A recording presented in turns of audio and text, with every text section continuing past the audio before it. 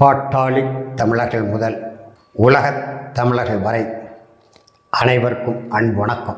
அன்பிற்குரிய தமிழர்களே, இன்றைக்கு நம்முடைய எரிதனல் வாயிலாக எதை பற்றி பேசப் போகிறோம் என்று சொன்னால், கடந்த 8 மாத காலமாக பாட்டாளி மக்கள் கட்சியில் எனக்கு ஏற்பட்ட கசப்பான பட்டறிவுகள்.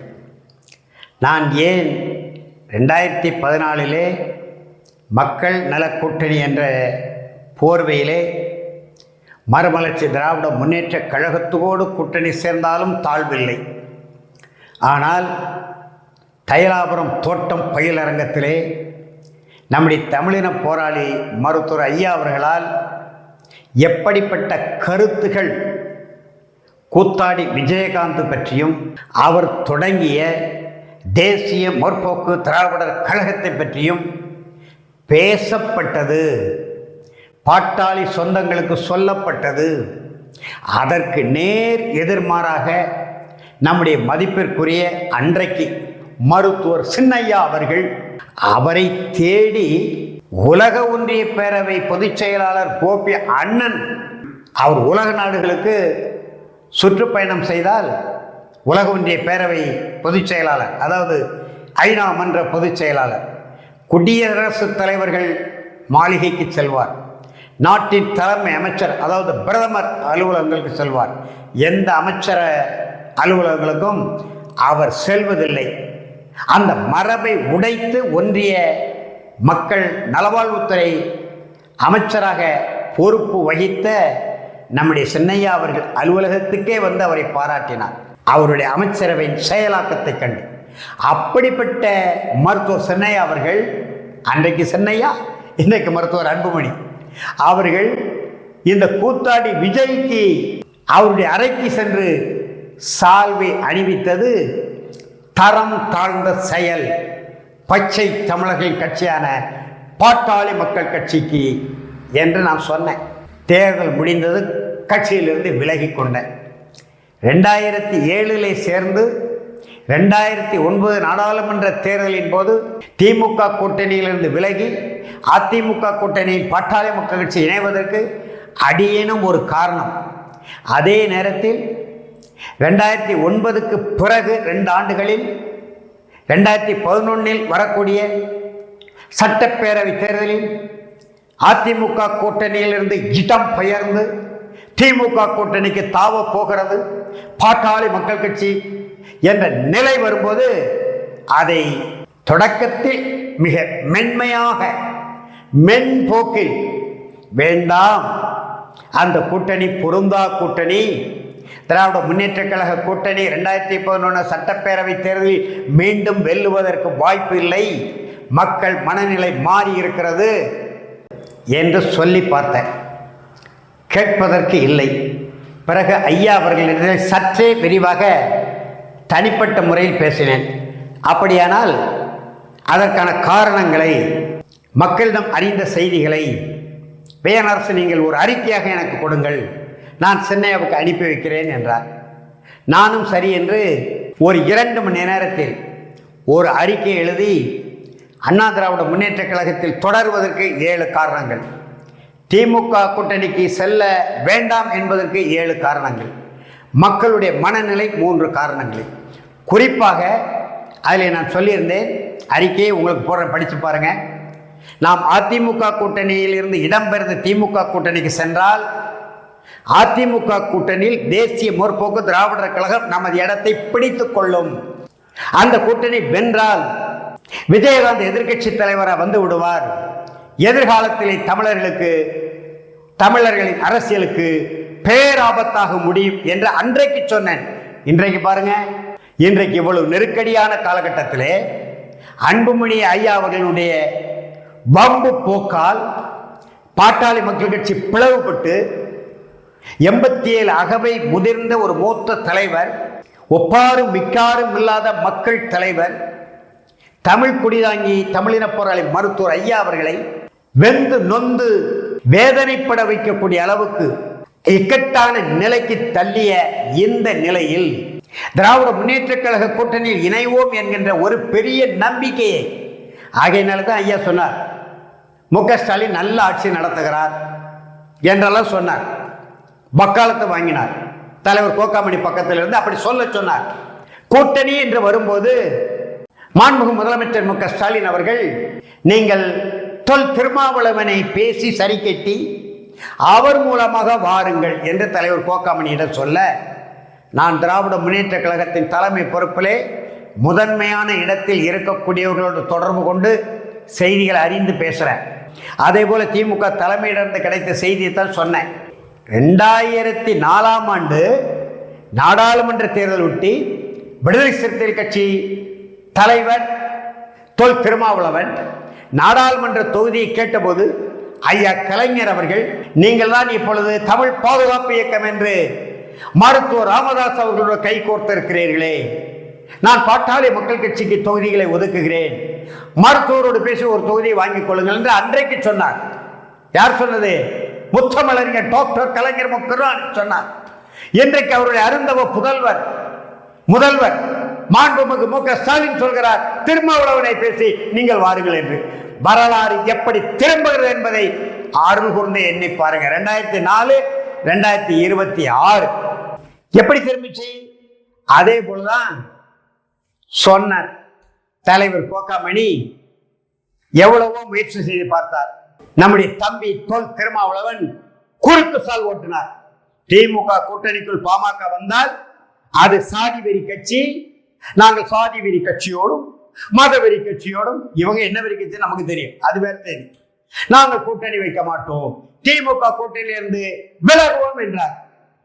பிறகு தலைமையிடத்திலே மாண்பு முதலமைச்சர் அவர்கள் நெருக்கமான இருக்கக்கூடிய ஒரு நண்பரோடு தொடர்பு கொண்டு கேட்டபோது அவர் சொன்னார், எக்காரணத்தை கொண்டு விடுதலை சிறுத்தைகள் கட்சியோ தொல் திருமாவளவனை இழப்பதற்கு முதல்வர் மு.க. ஸ்டாலின் துளியளவும் ஒப்புக்கொள்ள மாட்டார். என்னாச்சு? சேலம் மேற்கு தொகுதி பாட்டாளி மக்கள் கட்சி சட்டமன்ற உறுப்பினர், கட்சியினுடைய இணை பொதுச் செயலாளர் சேலம் அருள் அவர்கள் சட்டப்பேரவை கூட்டத்தொடரில், கடைசி கூட்டத்தொடரில் எதிர்கட்சி தலைவர் மாண்புமிகு எடப்பாடி பழனிசாமி அவர்கள் காலை தொட்டு வணங்கி, எங்களை எப்படியாவது கூட்டணி சேர்த்துக்காங்க என்று கெஞ்சி கூத்தாடி பார்த்தார். அவர் என்ன சொன்னார்? அன்புமணி அவர்கள் சொல்லட்டும், உங்க 2 பேருக்கும் இடம் தர்றேன், தேவையான கூடுதல் ஒரு இடம் வாங்கிக்காங்க என்று அவர் சொல்ல, அன்புமணி அவர்கள் கூடவே கூடாது, பாட்டாளி மக்கள் கட்சி என்றால் நான் தான், தலைவர் என்றால் நான் தான், மாம்பழ சின்னமும் எனக்குத்தான், தேர்தல் ஆணையமும் என் கருத்தை தான் ஏற்கும், அது உயர் நீதிமன்றமானாலும் உச்ச நீதிமன்றமானாலும் நானே வெல்வேன், வழக்குரைஞர் பாலுதான் வெல்வார், ஐயாவுடைய வழக்கறிஞர் அருள் முன்னாள் நீதிபதியாக இருக்கலாம், அவர் தோற்று போய் விடுவார், கட்சி என்னது பேச்சுக்கே இடமில்லைன்ட்டார்.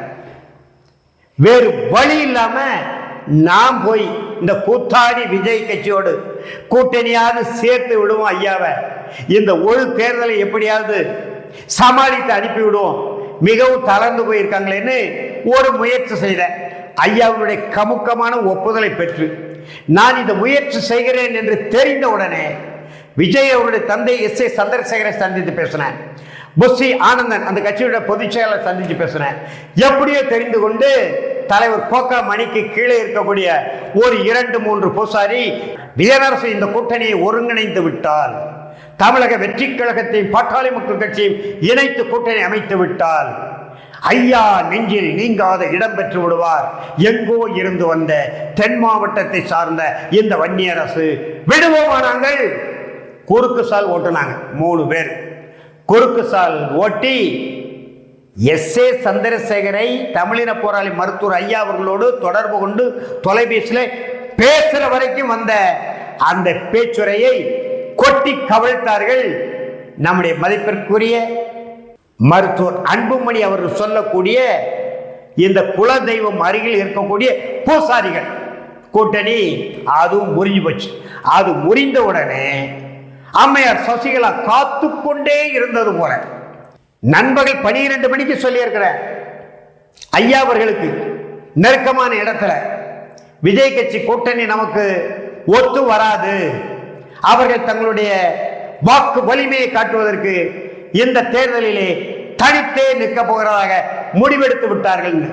அந்த செய்தி தோட்டத்துக்கு கிடைத்த 2 மணி நேரத்தில் இந்த மணலூர் சுந்தரராஜன் என்கின்ற ஒரு இடைத்தரகர் எப்படியோ உள்ள நுழைந்து, அவர் பலமுறை முயற்சி செஞ்சார், எனக்கே தெரியும், ரகசியமா ஐயாவை சந்திச்சு ஏதேதெல்லாமோ எழுதி கொடுத்தார்.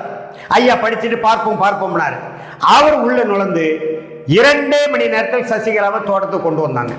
இப்ப சசிகலாவோடு போடப்பட்ட கூட்டணி உடன்படிக்கை செல்லுமா செல்லாதா, அது உடைந்து நொறுங்குமா, அந்த ஒப்பந்தம் கிழித்து எரியப்படுமா என்பதெல்லாம் இன்றைக்கு வினாக்குறியா இருக்கு. அது ஒரு பக்கம் இருக்கட்டும். அப்படிப்பட்ட நிலையில் இன்றைக்கு என்ன நிலை என்று சொன்னால், இத்தனை கூத்துகளும் நடந்து கொண்டிருக்கு. சட்டப்படியான அனைத்து முயற்சிகளும் வெல்ல முடியாத சூழ்நிலை மருத்துவர் ஐயாவும், வென்ற சூழ்நிலை அவருடைய அருந்தவ புதல்வர் மருத்துவர் அன்புமணி அவர்களுக்கு. தேர்தல் ஆணையமோ பாட்டாளி மக்கள் கட்சி அன்புமணி தலைமை என்பதை ஏற்றுக்கொண்டது. மாம்பழ சின்னமும் அவர்களுக்கு தான் என்பதை உறுதி செய்தது. நீதிமன்றமோ தேர்தல் முடிந்த பிறகு இந்த வழக்கை பார்த்துக் கொள்ளலாம் என்று தள்ளுபடி செய்துவிட்டது.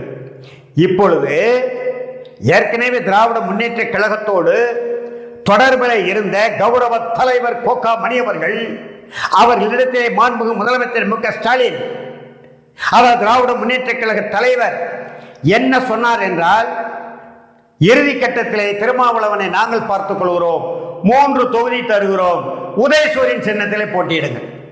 இந்த செய்தியை சுமந்து கொண்டு தோட்டத்துக்கு வந்த நம்முடைய அண்ணாச்சி கோகாமணி ஐயா அவர்களிடத்திலே இந்த செய்தியை சொல்ல, சினங்கொண்டிருந்த மருத்துவர் ஐயா தோட்டத்தை விட்டு வெளியேறுங்கள் மணியிட்டார். இப்படியெல்லாம் நடந்தது. இப்போ முதற்கட்டமாக ஐயா அவர்கள் 5 வேட்பாளர்களை அறிவிக்கிறார்.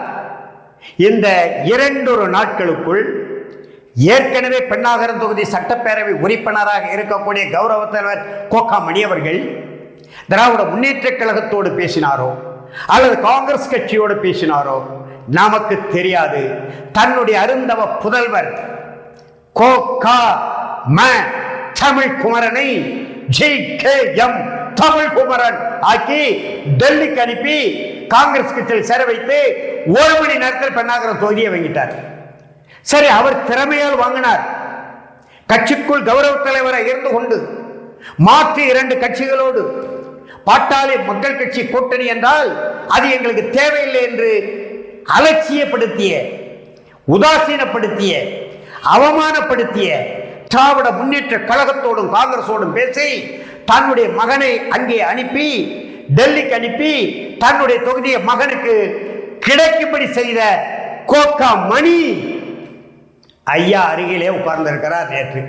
இதுதான் எப்படி, எந்த முகத்தோடு தமிழ் குமரனை காங்கிரஸில் சேர்த்த பிறகு, பெண்ணாகரம் தொகுதி அவருக்கு வாங்கி கொடுத்த பிறகு மனச்சான்றை அடகு வைத்து விட்டு தைலாபுரம் தோட்டத்துக்குள் அவர் நுழைந்தார். அந்த தைலாபுரம் தோட்டத்துக்கு கதவு கோகாமணிக்கு எப்படி திறந்தது, மருத்துவர் ஐயா எப்படி பக்கத்தில் அமர வைத்தார், இந்த பக்க செயல் தலைவர் மதிப்பிற்குரிய ஸ்ரீகாந்தி பரசுராமன் அதை எப்படி அனுமதித்தார், இதுதான் இன்றைக்கு மிகப்பெரிய வினாவாக பாட்டாளி சொந்தங்கள் நடுவே தமிழ்நாடு முழுவதும் என்னோடு தொடர்பு கொண்டு கேட்டுக்கொண்டிருக்கிறார்கள். விடை அளிக்க முடியவில்லை. விடை அளிக்க வேண்டிய பொறுப்பு யாருக்கு இருக்கு? ஏற்கனவே நம்முடைய மதிப்பிற்குரிய மருத்துவர் அன்புமணி அவர்கள் சொன்னதை போல வன்னிய குலத்தின் குல தெய்வம் நம்முடைய தமிழ் குடிதாங்கிய மருத்துவர் ஐயா, ஐயாவுக்கு அருகில் இருக்கக்கூடிய இந்த பூசாரிகள், அன்புமணி அதைத்தான் சொல்றார், இன்றைக்கு நானும் அவர் சொன்னதை வழிமொழியக்கூடிய நிலைக்கு தள்ளப்பட்டிருக்கிறேன். இந்த பூசாரிகள் எப்படி தலைவர் கோகாமணியை தமிழின போராளி மருத்துவர் ஐயா அருகிலே அமர வைத்து வேட்பாளர்களின் அறிவிப்பு நிகழ்ச்சி நடத்தினார்கள் என்ற வினாவுக்கு பாட்டாளி சொந்தங்களே நீங்களே விடை தேடிக் கொள்ளுங்கள் என்று கூறி விடைபெறுகிறேன். நன்றி, வணக்கம்.